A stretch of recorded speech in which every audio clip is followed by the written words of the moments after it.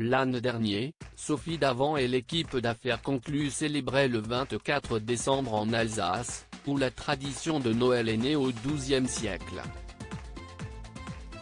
Cette année, crise sanitaire oblige, le marché est exceptionnellement supprimé, contraignant la production à trouver un nouvel écrin à ce numéro spécial, diffusé en prime time.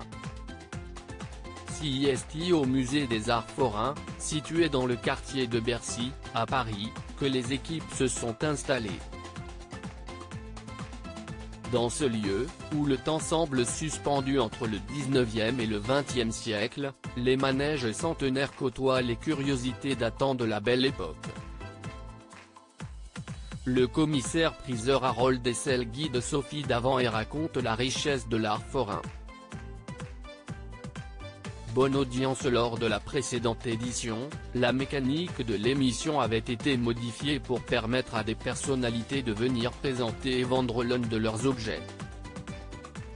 Les recettes étaient ensuite reversées à une association de leur choix.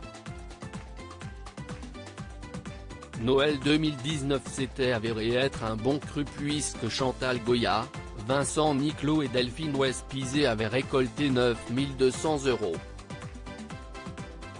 Un pari réussi aussi côté audience puisque ce prime spécial avait réuni 2,36 millions de téléspectateurs et 11,4% de part d'audience. Marchand mystère pour ce nouveau rendez-vous, CIST autour de la navigatrice Maud Fontenoy, de Malika Ménard, Miss France 2010, et de l'écrivain Bernard Werber de tenter de vendre au meilleur prix des objets personnels au profit de la Fondation Maud Fontenoy et des associations CIST que du Bonheur et Laurette Fugain.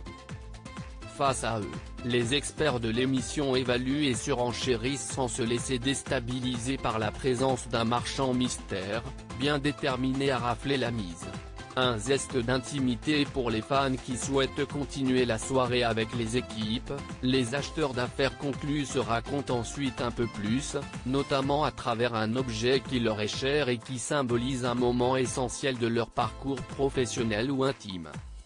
Anne-Catherine Verweerd, Caroline Ponce, Diane Châtelet, Stéphane Vanendenhoven, Damien Tison, Julien Cohen et Gérald Vaclet dévoilent non seulement leur passion mais aussi un zeste de leur vie privée.